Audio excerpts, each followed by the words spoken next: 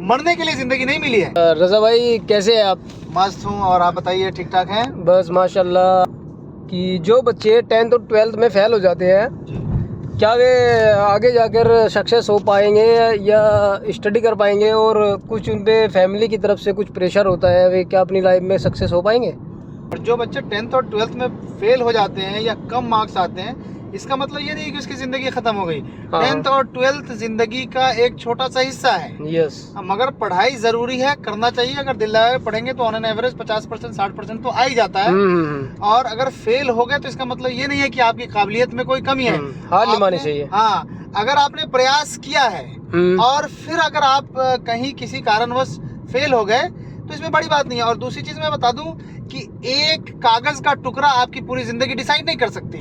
10th का जो certificate है क्या है? कागज का टुकड़ा ही तो है। आपको एक छोटी सी कहानी बताऊंगा, खासकर उन बच्चों के लिए जो डिसर्टेन हो जाते हैं 10th 12th में रिजल्ट खराब आने की वजह से। थॉमस अल्वा एडिशन का नाम आपने सुना होगा, जिसने बल्ब बनाया। वो 10th क्लास में भी आता है, 8th क्लास में भी आता है। हाँ, जब वो छोटे बच्चे थे तो वो स्कूल में उनकी मदर ले जाकर के एडमिशन कराई, और कहा जाता है कि वो इतने मंदबुद्धि थे, स्कूल के नज़र में इतने मंदबुद्धि थे कि स्कूल उनसे परेशान हो गया। स्कूल वालों ने उनके मदर को बुलाया और बुला करके कहा कि भाई ये जो आपका बहुत डांटा और बोला ये जो बच्चा है आपका कभी पढ़ ही नहीं सकता, दुनिया के किसी स्कूल में नहीं पढ़ सकता, स्कूल ले जाओ, बेकार है ये, इसको घर में बैठाओ। और मदर उसकी काफ़ी डिसर्टेन होकर के उस बच्चे को घर लेके आई। बच्चे ने पूछा उससे कि मम्मा स्कूल वाले ने क्या कहा? तो उसको उसकी माँ ने कहा कि बेटा स्कूल ने कहा है कि आपका बच्चा इतना जीनियस है, इतना जीनियस है, इतना इंटेलिजेंट है कि दुनिया का कोई ऐसा स्कूल ही नहीं है जो इसको पढ़ा सके। तो आप इसको घर में ही रख के पढ़ाओ।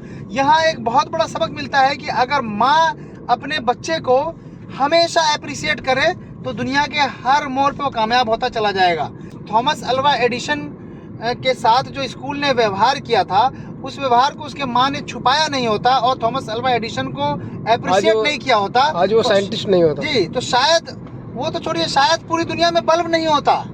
सारे 10th और 12th और जो भी बच्चे पढ़ रहे हैं, कहीं ना कहीं किसी कारणवश किसी जगह पे फेल्योर अगर मिलता है, चाहे उनके करियर में, चाहे उनके शॉर्ट टर्म एग्जाम में या उनके बोर्ड एग्जाम में, डिसर्टेन होने की जरूरत नहीं है। याद रख लीजिए, ये 10th और 12th का बोर्ड का एग्जाम या कॉलेज का एग्जाम कभी भी आपका करियर डिसाइड नहीं कर सकता है। मेरी तो शुरू से मान्यता रही है कि ये जो एग्जाम का जो बैरियर्स है, इसको हटा देना चाहिए, क्योंकि इससे क्या होता है कि जो सक्षम बच्चे हैं वो भी इस पैरामीटर में आकर के बेचारे फंस जाते हैं। तो इस फेल्योर से आपको डरना नहीं है।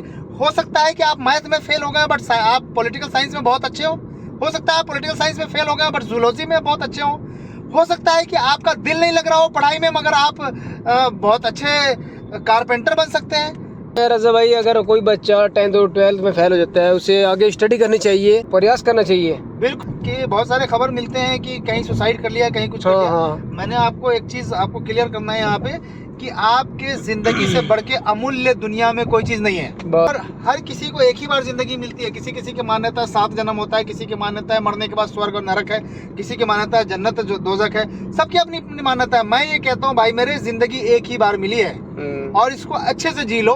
मरने के लिए जिंदगी नहीं मिली है। मरने का काम खुदा का है, अल्लाह का है, भगवान का है। जब जरूरत होगा तो बुलाएगा आपको।